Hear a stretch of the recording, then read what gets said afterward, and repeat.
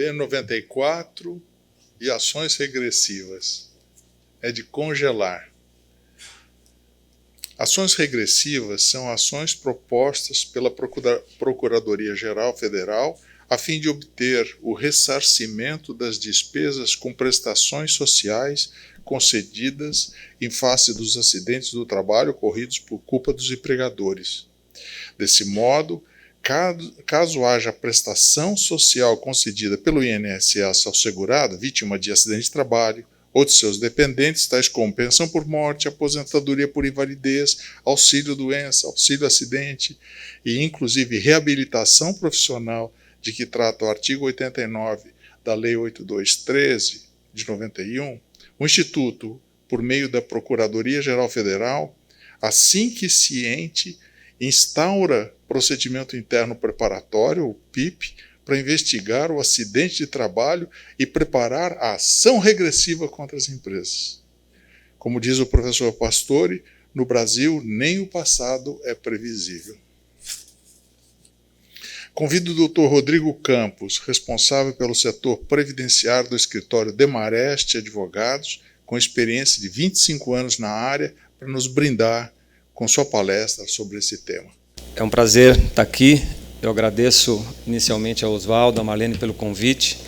A gente já teve a oportunidade de trabalhar junto em um cliente e é realmente muito satisfatório ver que o trabalho que vocês fazem dá um resultado. Além de ajudar os advogados, ajuda muito as empresas.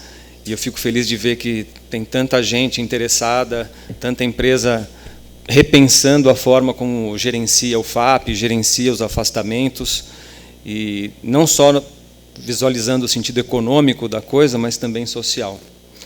Então, eu vou fazer uma apresentação em que eu vou abordar um pouco do B94, um pouco da ação regressiva, mas eu obrigatoriamente vou retomar alguns pontos e, desculpa a eventual repetitividade aqui, porque a nossa primeira apresentação aqui do Dr. Orion abordou o tema de forma bastante ampla, então não vai ter como eu não repassar por alguns pontos que já foram comentados na palestra anterior.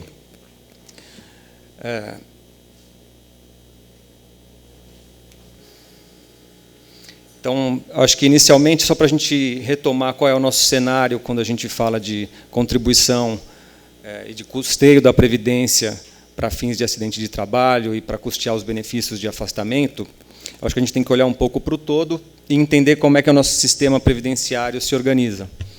Então, nos dois extremos aqui do slide, a gente vê o custeio básico da Previdência, que é a cota patronal das empresas, e o custeio das outras entidades que têm um papel social diferenciado, não ligado exatamente à aposentadoria e nem aos riscos ambientais. E no meio disso tudo, a gente tem aquilo que interessa para nós hoje, que é exatamente as fontes de custeio dos benefícios acidentários. Então, a gente tem, primeiro, a alíquota básica do seguro de acidente do trabalho, que já foi bem explicado na primeira apresentação. É uma alíquota que varia de 1% a 3%, e que, como o Dr. Orion mencionou, acredito eu que são alíquotas que estão não elas próprias defasadas, mas o enquadramento das empresas realmente está defasado. A última vez que se orientou por decreto quem deve recolher 1%, 2% ou 3%, quem está no risco leve, médio ou grave, foi em 2009. E eu aproveito para fazer uma ponderação de que esse decreto de 2009 já é um decreto bastante confuso. Eu que acompanho o tema desde a década de 90 e vejo a evolução, tenho que relembrar que em 99 foi feita uma readequação dos quinais e graus de risco. Em 2007 foi feita uma segunda readequação que, na maior parte, reduziu o risco e as alíquotas das principais atividades. E, de forma bastante surpreendente, 2 anos depois, em 2009, esse decreto que hoje orienta as empresas em qual grau de risco elas devem se enquadrar, aumentou significativamente a alíquota de quase todas as atividades. E isso vem tendo uma contestação judicial bastante forte. Muitas empresas questionam se havia estatística, se havia dados epidemiológicos para você alterar uma atividade do grau 1 diretamente até mesmo para o grau 3, como a gente tem alguns exemplos nesse decreto de 2009. E o que a gente vê hoje em dia é até a Procuradoria da União respondendo nesses processos com estatísticas até mesmo atuais para justificar o que foi feito em 2009. Então, independentemente dessa discussão do passado, eu acho muito salutar a gente olhar para o futuro e pensar que hoje, realmente com o E-Social, depois de todos esses 10 anos de FAP, a gente tem muito mais informação, tem muito mais estatística, e eu tenho certeza que, se o governo quiser preparar um novo decreto, ele vai ter informação muito mais fidedigna e menos contestável, até mesmo do ponto de vista judicial, para enquadrar as empresas no grau de risco que seria o mais adequado à sua atividade. E aproveitando para verificar as atividades de cada estabelecimento e não da empresa como um todo, como também foi observado na última apresentação. Além da alíquota básica, a gente tem o FAP, que, como foi aqui quase que exaustivamente explicado, vai variar de 0,5 a 2, e que é feito com base numa metodologia que vem sofrendo alguns ajustes que eu acredito que são bastante interessantes, que facilitam não só o gerenciamento pela empresa, mas a própria resposta do INSS ou a resposta do poder público quando julga as impugnações que são feitas. E eu acho que o principal ajuste que foi feito foi a redução do universo do que vai ser analisado para aquilo que realmente gera custo, gera benefício. A gente, no escritório, chegou a analisar e apresentar impugnação para muitas empresas grandes, e uma empresa que tem 10 mil, 20 mil empregados, quando você vê a quantidade de simplesmente comunicações de acidente, que podem ser coisas extremamente leves, que não geram nem afastamento, a gente chegava a ter anos com 700 ocorrências para se verificar e impugnar. Então, hoje, a gente viu que a gente perdia muito tempo analisando alguém que, de repente, machucou o dedo no microfone e houve um relato de boa-fé desse acidente, e isso entrou para o índice de frequência. E a empresa tinha que ir lá analisar se aquela ocorrência realmente era de um empregado dela, se ela tinha ocorrido ou não. Então, hoje, eu acho que foi muito salutar essa mudança, você poder se restringir à análise daquilo que gerou benefício. Mas, ainda assim, eu tenho minhas críticas à metodologia do FAP, porque, exemplo do próprio escritório, no primeiro ano em que o FAP foi divulgado, o escritório tinha 2 acidentes de trajeto, apesar de ter mais de 500 segurados, e isso levou o escritório a ter o FAP que seria igual a 2, e só não foi igual a 2 porque tinha o desconto de 25%, então ficou 1,75. Hoje em dia é ótimo que o acidente de trajeto não entra mais, o escritório não seria prejudicado nessa situação, mas ainda assim, você, num sistema de ranking, e os escritórios, a gente vê na tela nossa do FAP, que tem mais ou menos 1.800 escritórios de advocacia no Brasil, acho que muitos deles pequenos, muitos deles sem empregados nenhum, o que está bem demonstrado também nas estatísticas que o Dr. Orion trouxe, de quantas milhões de estabelecimentos empresariais ficam no bônus. Então, acho que no âmbito dos escritórios de advocacia, acho que quase todo mundo fica no bônus, mas, ao mesmo tempo, se você for um escritório grande, um dos, 10, 20 escritórios que tem um número significativo de segurados, você tendo um acidente, você vai ter o FAP igual a 2. Então, eu, sinceramente, não acho que isso tenha sentido em relação quando você analisa realmente quem produz um risco e quem merece ser penalizado por isso.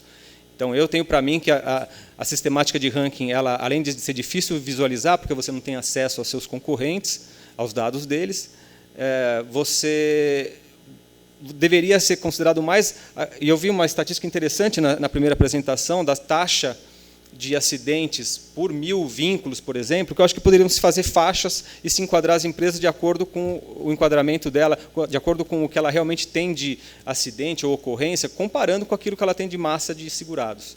Seria muito mais justo, e ela teria certeza de onde ela iria se enquadrar em determinada situação, do que um ranking que você não consegue saber como é que está o seu concorrente e que você pode ser penalizado, como o exemplo do escritório que eu dei. E mais, quando você impugna algumas ocorrências, você pode ter até mesmo a exclusão dessas ocorrências, porque não era realmente de empregado seu, ou porque era uma situação em que era um B31 e não um B91, e mesmo com a exclusão dessas ocorrências, você não muda de posição, e você não tem como conferir isso, e ainda que você mude de posição, isso, para mim, implica de que o ranking já foi totalmente contaminado, porque você que impugnou pode ser mudado de posição, subir no ranking, mas, com certeza, as empresas que você ultrapassou, se elas não impugnaram, elas não podem ser prejudicadas diretamente pelo governo. Então, elas continuam com o FAP que foi divulgado inicialmente, mesmo você tendo ultrapassado ela com os novos dados depois da sua impugnação. Então, eu tenho algumas restrições à metodologia do FAP, mas eu acho que a ideia em si do FAP é excelente. O FAP, então, por estabelecimento, isso vai, para mim, trazendo a questão cada vez mais para o conceito de seguro, e essa é a ideia que eu queria passar no meu primeiro slide, porque quando a gente vai falar de ação regressiva, a gente vai entrar muito nessa questão do que é o seguro. O FAP é um seguro que pode ser encarado assim como um seguro privado, ou ele tem uma característica social que diferencia ele, e isso tem que ser observado. Então, de qualquer forma, eu acho que o FAP traz essa noção de seguro muito mais para próximo, e eu acho que nesse tema, quando a gente analisa risco, quanto mais próximo de um conceito de seguro, mais justo a gente está sendo com as empresas. E dentro desse arcabouço aqui também de contribuições, a gente tem o adicional do SAT, que isso é um tema que eu acho que mereceria uma sessão inteira de discussão, especialmente porque foi criado em 1999 essas alíquotas adicionais, exatamente para financiar as aposentadorias especiais. Então, na verdade, o SAT hoje ele custearia os riscos dos benefícios B91, 92, 93, 94, e, em tese, a aposentadoria especial não deveria estar sendo custeada pela essa alíquota básica, e sim pelas alíquotas adicionais que foram criadas especificamente para financiar a aposentadoria especial. Mas aí é lógico que surgem alguns problemas, que eu vou mencionar apenas en passant, porque o adicional não é o nosso objeto aqui de discussão, e, como eu disse, a discussão poderia se alongar muito nesse tema. Mas a gente tem hoje, e quando a gente fala junto aqui do E-Social, uma preocupação e uma insegurança jurídica grande nesse tema, porque, por exemplo, o Supremo Tribunal Federal, em alguns anos, determinou que, do ponto de vista do benefício, pelo menos, o trabalhador exposto a nível de ruído acima de 85 decibéis, ainda que tenha uso de EPI e que a empresa ateste que esse EPI é aprovado pelo Ministério do Trabalho, que ele neutraliza, o benefício deve ser concedido porque o Supremo entendeu que não existe neutralização de ruído, que ele pode causar outros problemas, como hipertensão, que não é só a questão de perda auditiva. Então, pode causar problema psicológico, hipertensão e etc. Então, hoje, a gente tem um receio de como é que isso vai ser aplicado. Vai passar a ter também ação regressiva de benefício de aposentadoria especial? É considerado negligência a empresa simplesmente ter um ambiente que tenha ruído acima de 85 decibéis? O julgamento do Supremo é extensível à cobrança do tributo, porque, afinal de contas, ele foi decidido no ponto de vista apenas de benefício. A empresa vai ter que pagar o tributo, e aí tudo isso, acho que hoje está muito mais complicado e intrincado, porque, se você for informar no E-Social, que tem um setor que tem 86 decibéis, qual é a informação que você vai colocar no campo seguinte do E-Social sobre se está exposto a agente nocivo neutralizado ou não? Qual é a informação que você vai colocar se você vai recolher ou não o adicional do SAT? Então, eu acho que é mais uma questão que o Supremo, de certa forma, legislou em uma decisão judicial, e a gente tem um conflito entre o que a lei manda eu fazer, que é não pagar o tributo se eu entender que eu neutralizei, inclusive você informa no PPP que você neutralizou o ruído, e, ao mesmo tempo, vai ser cobrado a contribuição do adicional, e aí a gente tem uma casuística enorme, até mesmo de empresas que foram autuadas com um fiscal que disse: olha, seus documentos estão todos ótimos, seu PPRA é incrível, seus PPPs estão corretos, mas como o Supremo está mandando eu pagar o benefício, eu estou te autuando pelo adicional do SAT. Então, isso até a gente conseguiu anular no CARF, porque o CARF entendeu que a cobrança do tributo depende de previsão legal, e a jurisprudência não é previsão legal. A lei simplesmente manda você não pagar o adicional se você neutralizar com EPI. Então, a gente tem uma discussão e uma insegurança enorme. E a gente realmente não sabe onde vai parar isso. É uma discussão que está começando agora, e o E-Social certamente vai intensificar isso. E tem outros exemplos, como, por exemplo, a eletricidade, que o STJ também permite que você tenha aposentadoria especial, dizendo que a lista do decreto das doenças ou dos agentes nocivos passíveis de aposentadoria especial seria exemplificativa. Então, e aí no E-Social você nem vai ter onde colocar essa eletricidade, porque, como bem explicado pelo Dr. Orion, perigo é diferente de risco.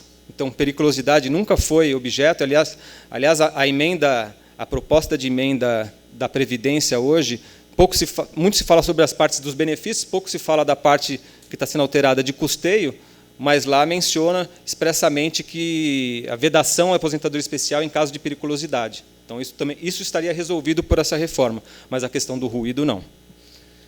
Então, feitas essas considerações, vamos restringir um pouco a nossa discussão aqui. O FAP, ele vai, no quesito gravidade, ele vai levar em consideração os 4 tipos de benefícios que eu listo aqui, e cada um com um peso diferente, exatamente de acordo com a sua gravidade. Então, você tem o B91 e o B94, que tem o peso de 0,10. Você tem a aposentadoria por invalidez, que é o B92, que é 0,3, e a pensão por morte, que é o mais grave, que tem peso de meio. Então, isso tudo é dessa forma que as ocorrências são pesadas na hora de verificar o cálculo do FAP da empresa. E isso já era o que era aplicado, mas essa regulamentação nova trouxe um aspecto que trouxe um pouco de preocupação para as empresas, e a gente viu que fez aumentar o FAP de muita gente, sem que a gente entendesse por quê. E aí, pesquisando e tentando entender, a gente foi perceber o seguinte: como bem disse o Dr. Orion, o nosso passado aqui também não nos deixa em paz. Então, você pensa, o FAP leva em conta os 2 últimos anos de ocorrências, né? Todos os acidentes e doenças que ocorreram nos últimos 2 anos. Então, 2019 leva em consideração 2016 e 2017. Então, você fala, então qualquer um que eu afastei em 2011 jamais vai aparecer no meu FAP hoje. Não é verdade. Então, o que a gente percebeu? Que quando um empregado é afastado em 2011 por B31, uma doença comum, e ele fica 1 ano em benefício lá na Previdência, quando acaba esse benefício, ele pede na Previdência para que esse benefício seja convertido em B91, que é o benefício conexo com o trabalho, de doença conexo com o trabalho. A Previdência, eventualmente, não, olha, não estou vendo aqui na perícia nenhum elemento que permita eu caracterizar o nexo, eu rejeito seu benefício. Esse trabalhador entra com uma ação acidentária, pedindo para o juiz declarar que o benefício correto dele era B91 e não B31, e isso, em época de crise, acontece muito, porque o B91 dá direito à estabilidade e o B31 não dá. E depois de 4, 5 anos, o trabalhador ganha essa ação acidentária contra o INSS. E o que acontece? O INSS, com o trânsito em julgado da ação, recebe uma comunicação do juiz e converte o benefício de B31 para B91. Qual é a data do despacho da concessão desse B91? Hoje.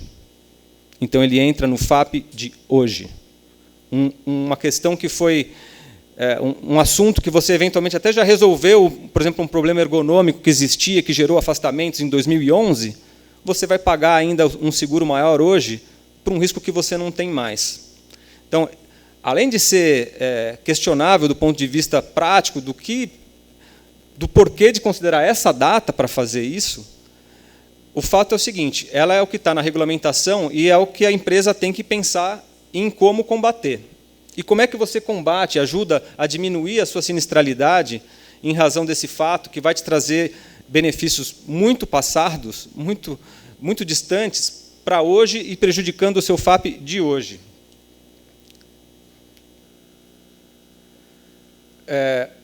Bom, aqui eu vou até passar por esse, porque eu acabei falando demais e eu acho que eu já entrei no assunto do B94.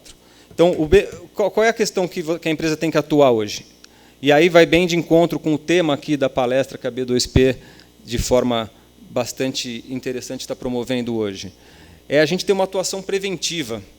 É a gente ter uma reação preventiva não só em relação à análise dos ambientes de trabalho, à orientação do RH, do departamento médico, para toda vez que há uma ocorrência, um afastamento, um problema, uma doença, um acidente, sempre ter uma atenção especial, mas também a empresa controlar os benefícios que ela gerou.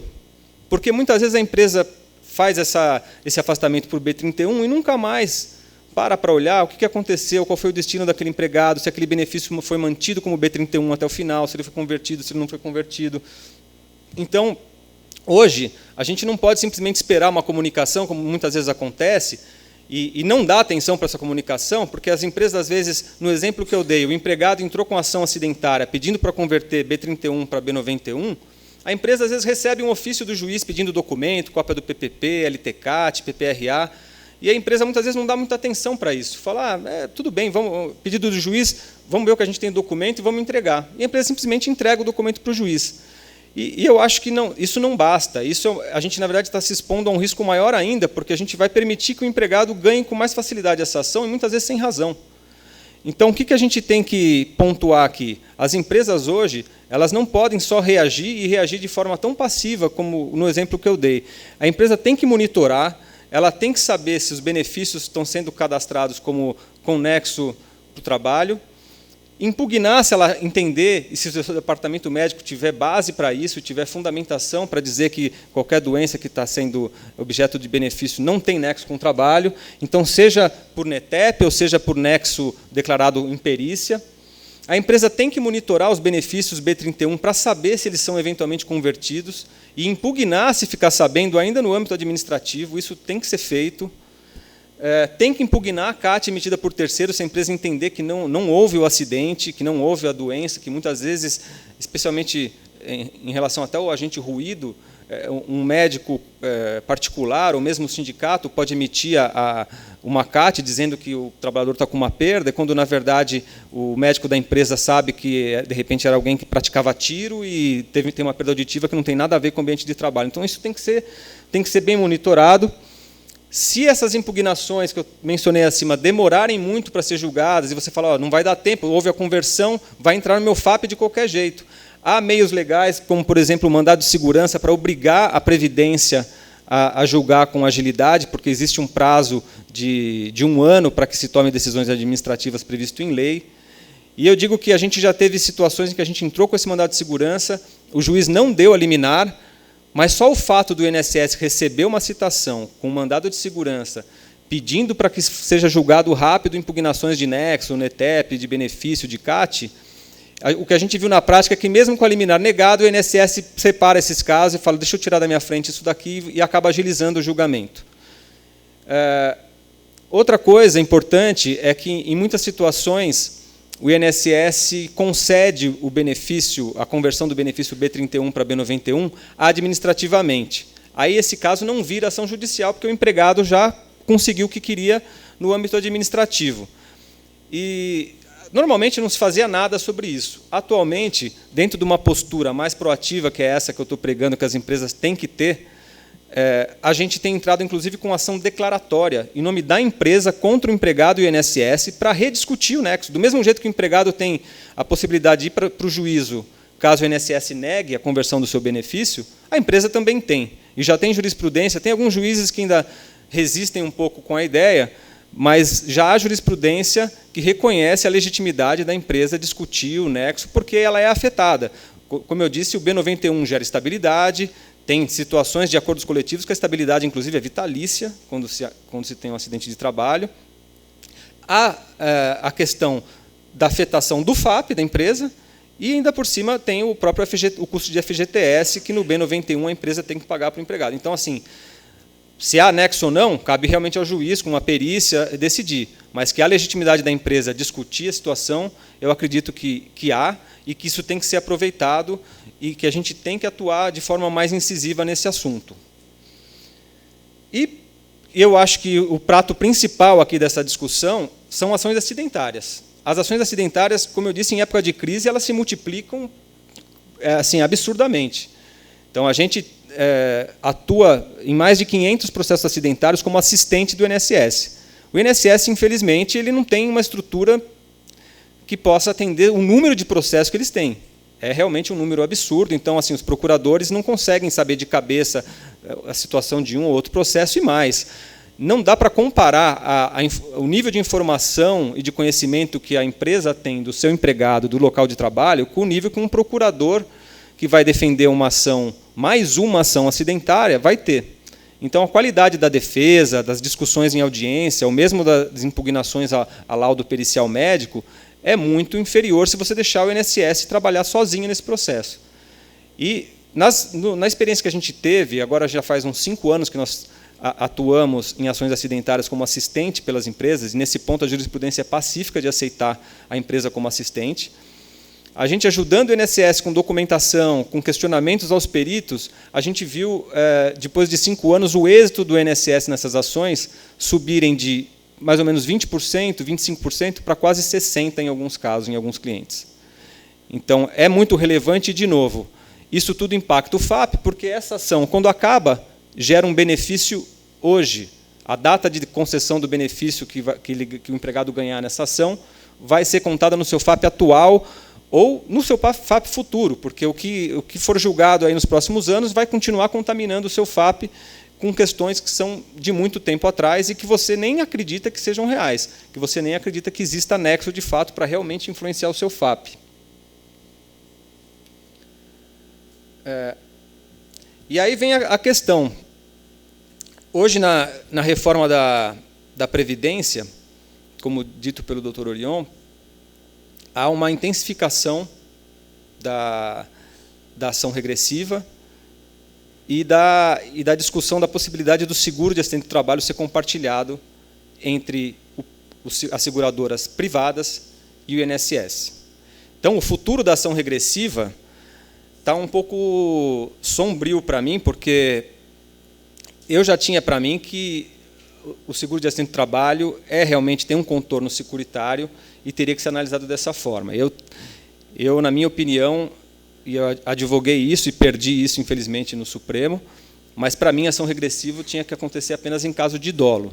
Em caso de culpa, você já tem todos os custeios que a gente acabou de mencionar aqui, que são, inclusive, hoje em dia, individualizados para a sua sinistralidade, como o FAP aponta. Então, em tese, você paga esses benefícios já. Mas a legislação nossa, ela prevê expressamente que, em qualquer caso de culpa, porque negligência é uma das situações de culpa, o empregador ele vai responder não só para o empregado, numa ação indenizatória, mas também para devolver o benefício para o INSS, aquilo que ele gasta com os benefícios que você teria causado com essa negligência com as normas do trabalho. Então, a ideia do Instituto da Ação Regressiva era atingir os empregadores, tanto que fala de normas do trabalho, apesar da gente saber também que o INSS produziu muitas ações regressivas, ajuizou muitas ações em razão de acidentes de trânsito também. Para quem causa acidente de trânsito, aí não tem nada a ver em ser o empregador da pessoa que foi acidentada, mas o culpado pelo acidente também tem sofrido algumas vezes ação regressiva. Mas o principal é o caso de negligência às normas do trabalho. E qual é a forma da gente prevenir? Aí, dentro daquela estratégia que vem desde daquilo que a gente mencionou, da impugnação de nexo, a gente também tem que zelar muito por uma apuração documentada das causas dos acidentes, para a gente ter base para enfrentar essas ações, ter atenção com os laudos que são produzidos, especialmente em caso de morte. A Previdência, no começo quando ela começou a entrar com as ações regressivas, ela focava muito nos casos graves, nos casos de morte, porque exatamente já tinha uma produção pela polícia, provas produzidas pelo Ministério do Trabalho, então eram situações mais graves e que eram mais fáceis de se provar. Agora, hoje, o maior problema é que a gente está vendo que muitos B91 e B94 estão virando ação regressiva.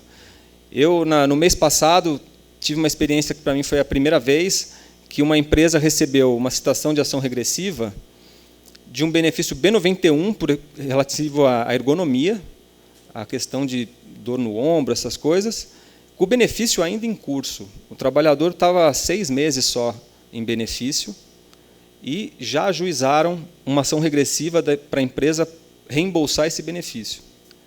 Para vocês terem uma ideia, nessa ação, a gente, pela primeira vez, fez uma reconvenção. O que é a reconvenção? É a gente entrar com uma ação dentro da própria ação para pedir, não só para declarar improcedente a ação regressiva, mas para declarar que não existe o nexo, para já falar, olha, além de não ser procedente, você me pediu o reembolso desse B91, sequer deveria ser um B91 isso. Então, aquela ação declaratória que eu mencionei para vocês, que a gente tem feito para declarar que um benefício B91, na verdade, deveria ser B31, a gente fez pela primeira vez dentro de uma ação regressiva. Então, a gente vai poder ter a oportunidade de discutir as duas coisas, não só que eu não devo reembolsar, como também o benefício EB31 não deveria nem entrar no meu FAP também. Então, hoje, eu acho que isso vai se intensificar, mas, ao mesmo tempo, eu não sei até que ponto vai se intensificar, porque a reforma da Previdência agora me deixou um pouco confuso em qual é o rumo que o governo vai dar para esse assunto. Porque, como eu mencionei, as seguradoras privadas, pela Constituição, já poderiam participar da cobertura dos riscos ambientais do trabalho.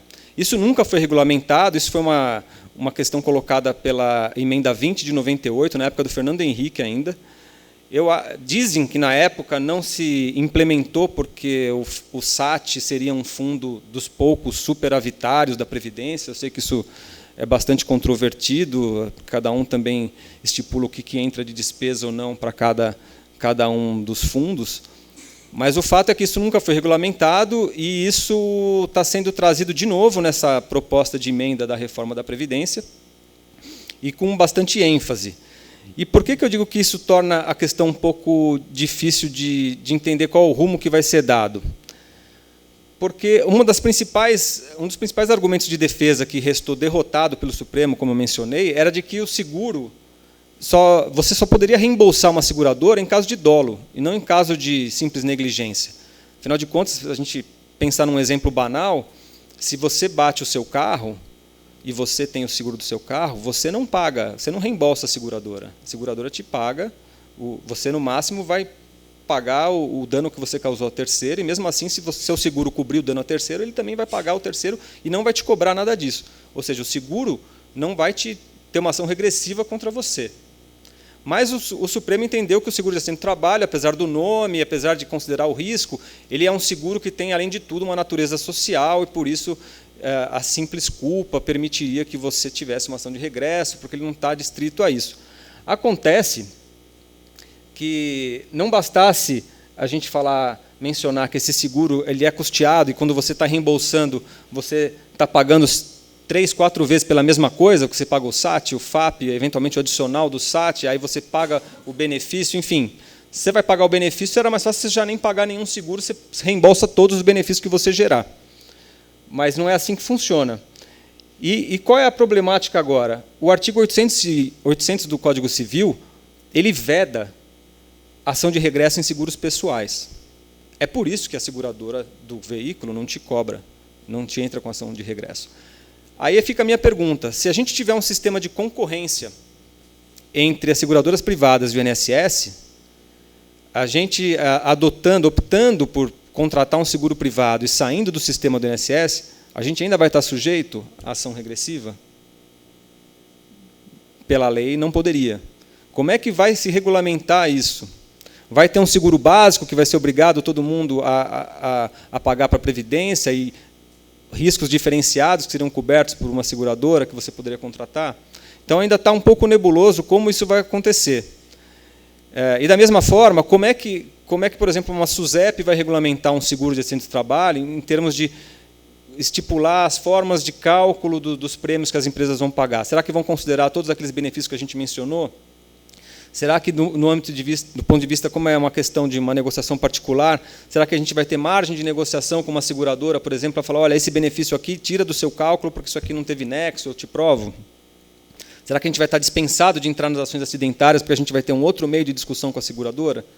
Então, a gente não sabe nada disso ainda. É por isso que, hoje, eu acho que a gente tem que olhar para o retrovisor, mas a gente tem que olhar para o futuro pensando que nós temos que gerenciar todos os nossos afastamentos e benefícios a ponto de deixar realmente só aquilo que a gente gerou de fato.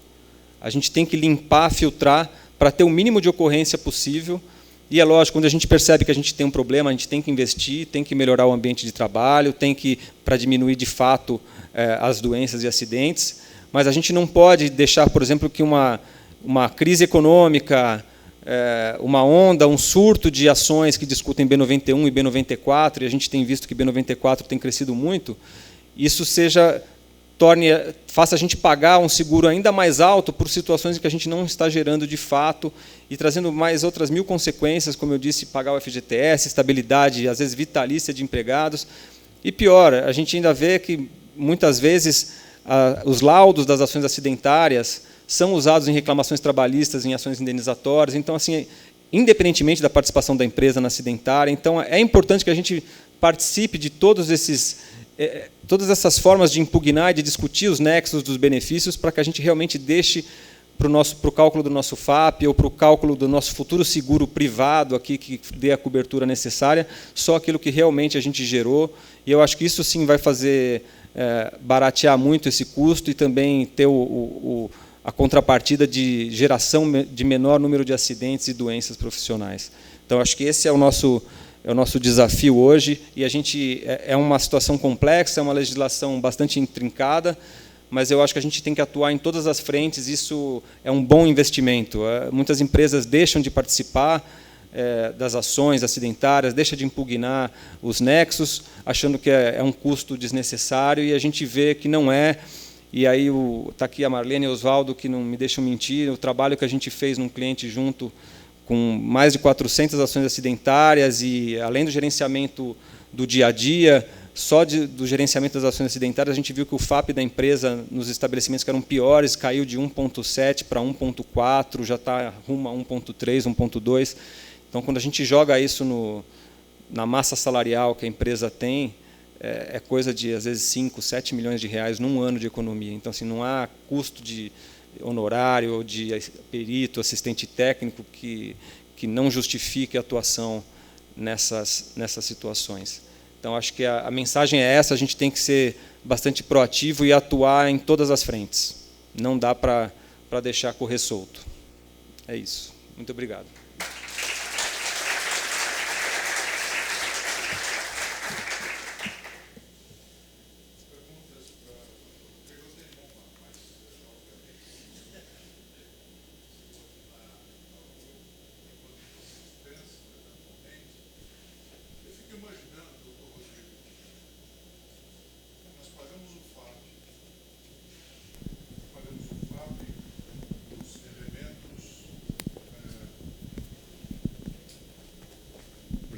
Pagamos o FAP, um dos elementos, um dos fatores da fórmula é o custo. É o custo. Então, pagamos. Daí vem uma ação regressiva e nos faz pagar outra vez o custo. Talvez essa pergunta, em primeira instância, eu lhe dirija, para depois nós ambos dirigirmos ao Dr. Orion, para dizer o seguinte: Previdência Social, você vai abater esse custo do FAP que nós pagamos? Se possível, comentar, por favor, esse aspecto. Olha, essa pergunta é bastante interessante, porque, como eu disse, em tese, a aposentadoria especial não está dentro do custeio do que o SAT e o FAP realmente se propõem a custear. Ele estaria, a aposentadoria especial, que, segundo o Dr. Orion, gasta metade dos recursos do fundo de seguro de acidente, teria que ser custeado apenas pelos percentuais adicionais, mas a gente não sabe se isso de fato não acontece ou porque simplesmente as empresas não pagam e não reconhecem as insalubridades, ou porque realmente a justiça acaba concedendo mais benefício do que realmente deveria. Então, a gente tem uma situação de insegurança. Mas o que me chama a atenção, e que chamou muita atenção desde 2010, do primeiro FAP, é que no escritório, no primeiro ano, a gente teve 50 clientes que quiseram impugnar o FAP. Então, a gente teve acesso a 50 telas de FAP de empresas da área de serviços, da área de indústria, área de comércio. E no desenvolvimento da nossa tese de defesa, que a gente fez também em contestação judicial do tema, a gente falou, não, como a gente está tratando de seguro, acho que um dos argumentos aqui é, será que eu já não estou pagando mais do que eu estou gerando de custo? Por que eu preciso de um malus, se mesmo eu, do jeito que eu estou ruim assim, supondo que eu realmente esteja ruim, eu já custeio muito mais. E o que a gente viu é que, em todos os casos, não teve nenhuma exceção, em todas as telas do FAP, quando aparece a massa salarial, e você faz um cálculo ali com a informação que o próprio INSS divulgou, a massa salarial, vezes o SAT, a alíquota básica, por exemplo, 1% do SAT, sobre aquela massa salarial, a gente via que dava sempre 10, 20, às vezes 100 vezes mais do que o que aparecia que o dado do próprio INSS para aqueles mesmos 2 anos, que era o custo dos benefícios que o INSS teve. Então, assim, aí quando falam que o SAT realmente é um fundo superavitário, eu até hoje não vi prova contrária, porque a gente vê que nas telas do FAP há uma confissão ali do que o que você paga é muito mais do que você gerou de benefício. Enfim, eu não vejo não vejo muito sentido nisso. Agora, não sei o quanto isso é realmente, o dinheiro realmente acaba sendo usado para aposentadoria especial, mas, de fato, o fundo parece ser superavitário. Talvez por isso que realmente o governo nunca tenha tido interesse de dividir esse nicho com as seguradoras privadas. Não sei se agora esse governo, que é bastante mais liberal, vai querer entrar nisso, mas eu também não sei qual é o impacto disso para a própria Previdência, né? Porque você vai tirar esse custeio do SAT das empresas que optarem por seguradoras privadas, e a tendência é que as seguradoras ofereçam preços melhores de prêmio. E aí eu não sei como é que você vai custear esse passado, né? Porque ainda tem todo esse universo de aposentadoria especial que o governo vai pagar ainda por mais uns bons anos, né?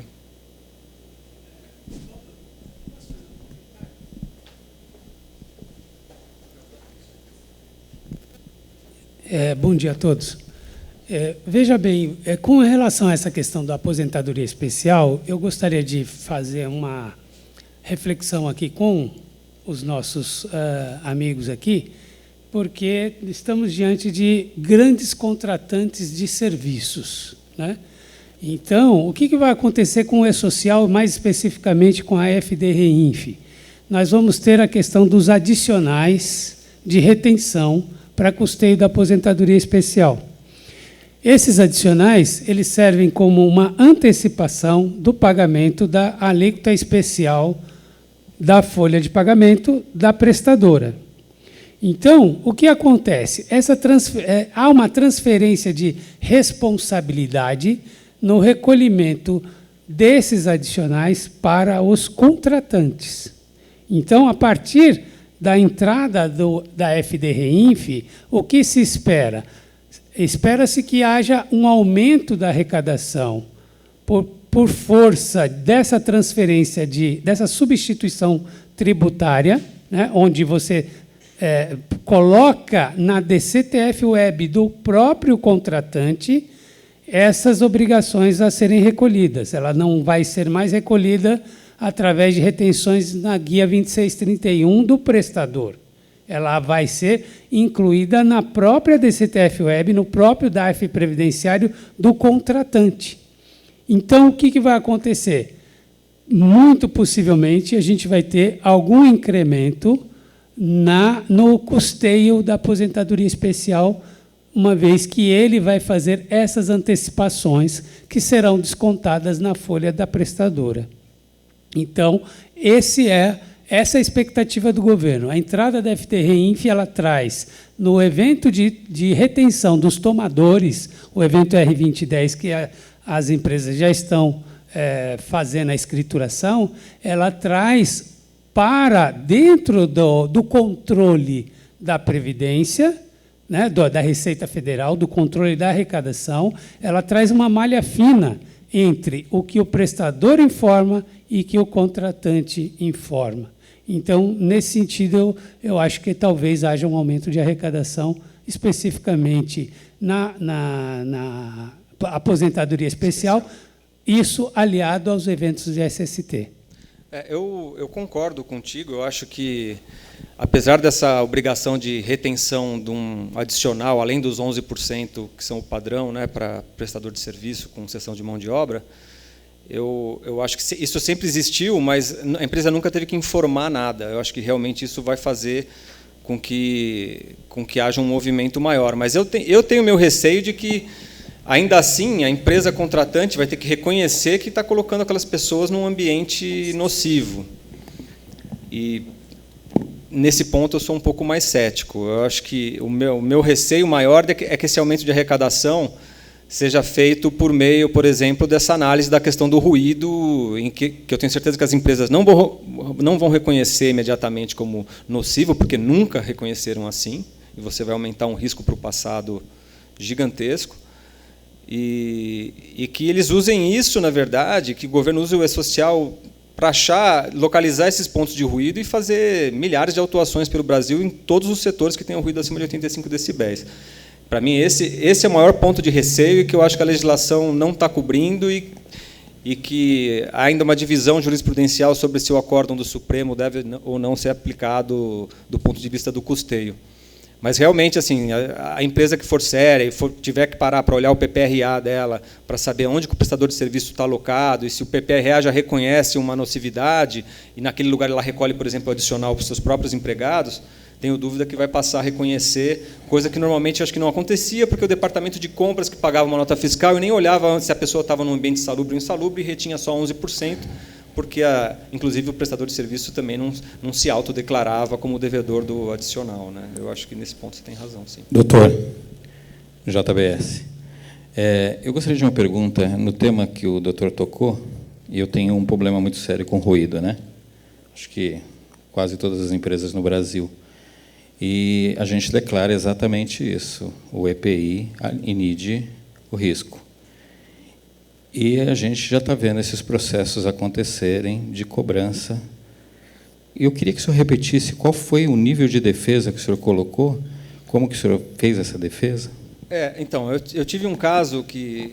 Porque a gente teve, acho que em 2005, se eu não me engano, acho que foi por aí, foi em 2005, teve uma ação coordenada da fiscalização previdenciária sobre o assunto do adicional do SAT e ruído, especialmente. E, nessa época, a gente recebeu muitas autuações de vários clientes, principalmente do setor industrial, em que a fiscalização questionava a validade dos documentos, dizia que o PPRA era mal feito, e realmente tinha muito documento feito de forma muito superficial, que o LTCAT não retratava muito bem, que não tinha prova de uma gestão eficaz do ambiente e tal, e cobrava o adicional em relação ao agente ruído. Isso a gente discutiu por muito tempo com base em provas, e aí a gente pedia perícia, fazer perícia de engenharia, perícia médica para avaliar se tinha, para fazer essa contraprova, se tinha realmente casos de perda auditiva em razão de uma ineficácia da gestão. Enfim, a gente discutiu o tema como se discute numa ação acidentária, como se discute numa ação de indenização e tal.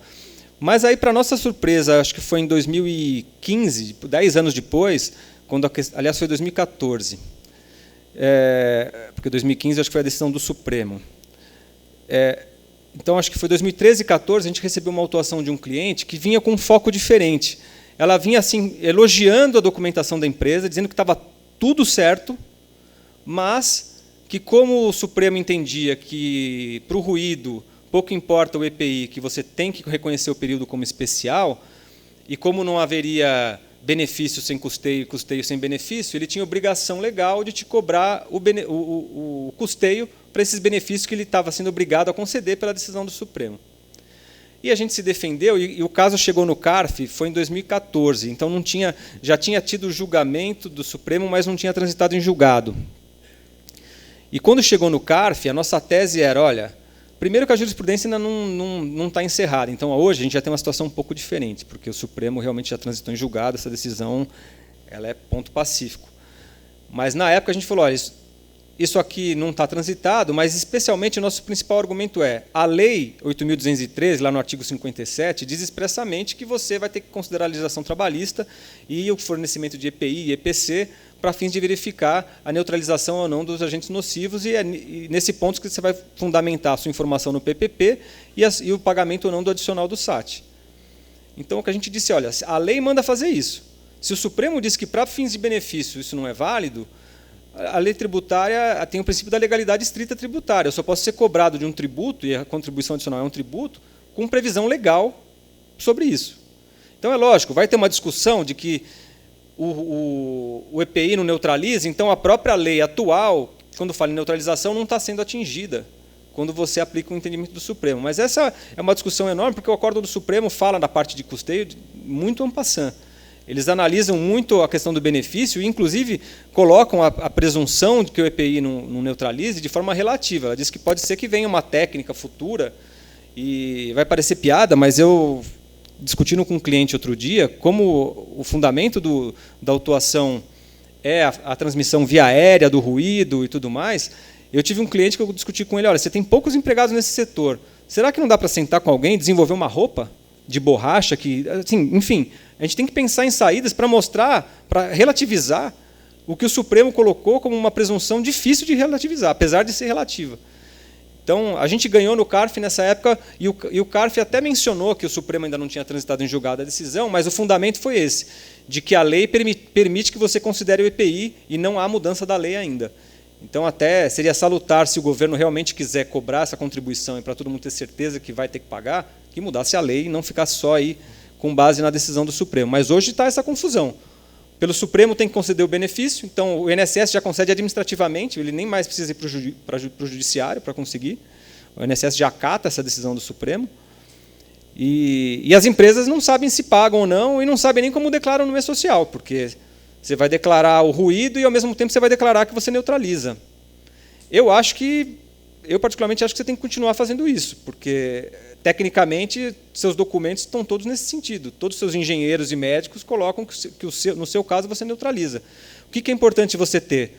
Você ter, especialmente, um PCMSO muito bem arrumado, em que você realmente faça todos os exames, porque eu acho que eu tive um julgamento há 2 meses aqui no TRF, de um caso desses antigos, da primeira leva de autuação, em que eu ganhei no TRF porque estava provado que o fiscal fez um arbitramento de quantas pessoas teriam tido perda auditiva e que era um percentual irrisório. Ele não poderia arbitrar uma situação com base num percentual tão irrisório. Então, eu acho que a grande chance de êxito nessa discussão é se você mostrar que você não está causando realmente prejuízo à saúde de ninguém. E aí eu acho que o PCMSO vai ser a grande contraprova. Mas pode ser que a questão fique objetivizada no sentido de tem acima de 85, você tem que recolher e acabou. Mas aí é essa coisa horrorosa, né? Porque você vai, de repente, pagar o adicional do SAT, pode até mesmo ser enquadrado como negligência, porque você não consegue reduzir o nível de ruído, entrar com a regressiva, enfim, você vai pagar tudo 40 vezes e não vai resolver o problema, porque tem situações, tem indústrias que não conseguem reduzir. Então, a gente tem que pensar em como afetar o menor número de pessoas possível. Mas está confuso. Não tem certo aqui ainda. Doutor Rodrigo, queria agradecer muitíssimo a sua brilhante exposição. Tenho certeza as pessoas vão saudá-lo com uma salva de palmas. Obrigado. Pela apresentação. Muito obrigado.